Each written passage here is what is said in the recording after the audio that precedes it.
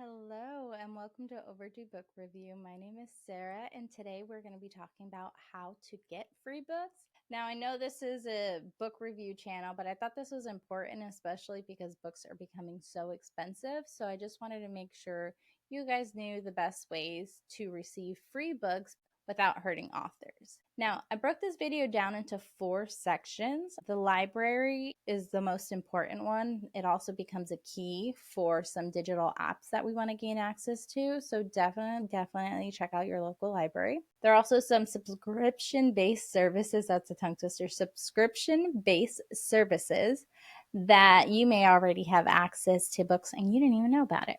The next are some digital apps and ARCs. So ARCs, before we get started, are advanced reader copies. So these are actually copies of books that haven't even gone out to the public yet. So it sounds a little bit too good to be true, but I promise we'll get there. Your local library. So your local library is so important. First step before you even begin is getting a library card. Sites like Libby, Overdrive, I think it's called Hoopla, all use your library card to gain access to these books. Some have their pros and cons, but they all start with having your library card. Now, getting your library card is completely free. It just does take some time.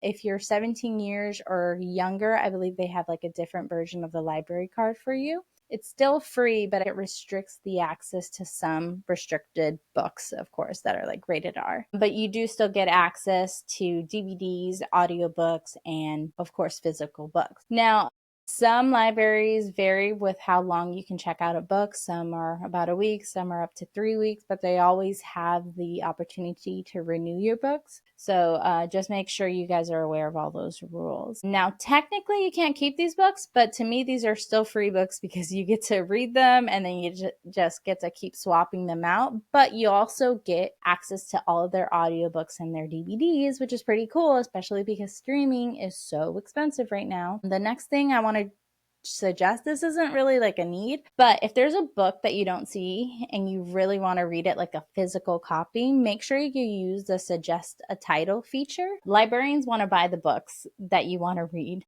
So using this feature allows them to know what books you want and they'll stock their shelves. Now, I can't promise they're going to definitely stock every single book because some books are very out there, but just shoot your shot and see what you can get in there. Next, one of the first apps that I want to talk about is Libby. Now, Libby is pretty much like the Netflix version of Netflix, I guess, for books. Let's see. You have free ebooks and audiobooks.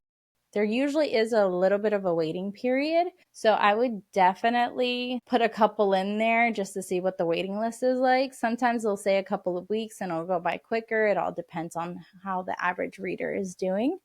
It does sync across all your devices. So I was able to get it on my Kindle, which was really cool. You can also tag your TBR, which is super important to keep track, and you can download it for offline reading. So when you're traveling, you're still able to access those books. Now, Hoopla, I haven't used yet, but I know it's a little bit different than Libby from my research. All the books are instant, so there's no waiting, there's no lines, but there's a couple of things. It is free thanks to your library. There's never a line for any of the books. The catalog is smaller than Libby, so more than likely you should be able to find the book, but Libby is going to have more books than Hoopla. There's also a max number of items that you can check out, so you just have to be very careful on which books you read each month. Since the library is paying for it, they're paying per book instead of on, I think it's on Libby that they have like 2 ebook versions versus on Hoopla, the library is just paying for each book. So it is a little bit more expensive for the library, but it just depends on which one you want. A little bit instant or where honestly you can find your book. Free ARCs. So what is an ARC? So an ARC is an advanced reader copy. They come out before their release dates to help authors, especially with like the early reviews. It helps them get some 5 stars in before the actual release date. There are different levels of being an ARC reader. You can be an alpha reader, beta reader, or just I forget what the third one is called, but that's the last one is when the book's about to be released in like 4 days and they just send you an advanced reader copy. Alpha readers are when the book is less refined. So there are some grammatical errors, but that's what you're there for. You're helped to find those and proofread for the author. Beta is a step above that. So there might still be minimal, but it's way more refined than when you get it as an alpha reader. And then sometimes they'll send out advanced reader copies a few days before their release date. That helps them with gaining.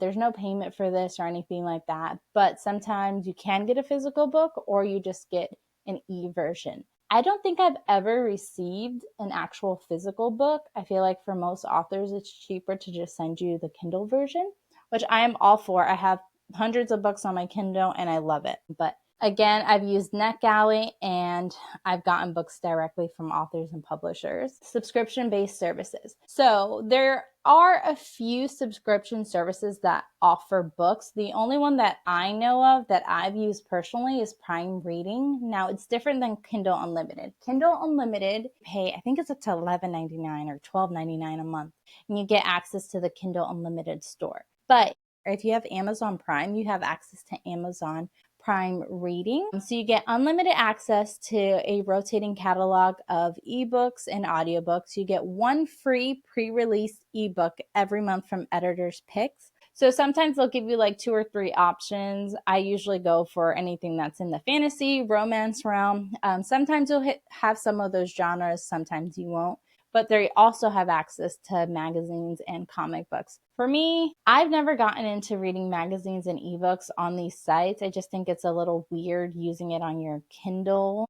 I don't know. I have the black and white one. I don't have like a color one yet. So just reading the comics, it just doesn't go well for me. But if you have an iPad or if you do it on your laptop, then that's a lot easier and you actually have color. But what not to do, this is my little brothers and sisters' dog. I just thought it was so funny. But what not to do.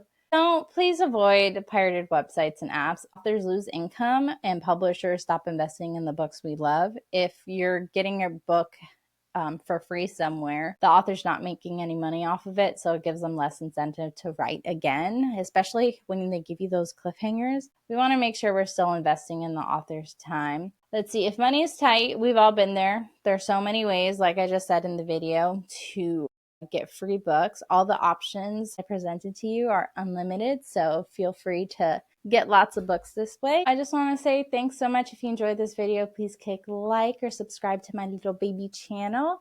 My goal for the site is to reach 500 followers in the next few months. Hitting subscribe would help out so much and I'd really appreciate it. Let me know if I missed any free ways of receiving books or reading books that I may have missed. If I did, just leave a comment. Maybe I'll make a second video to this. Again, thanks so much and have a great evening. Bye.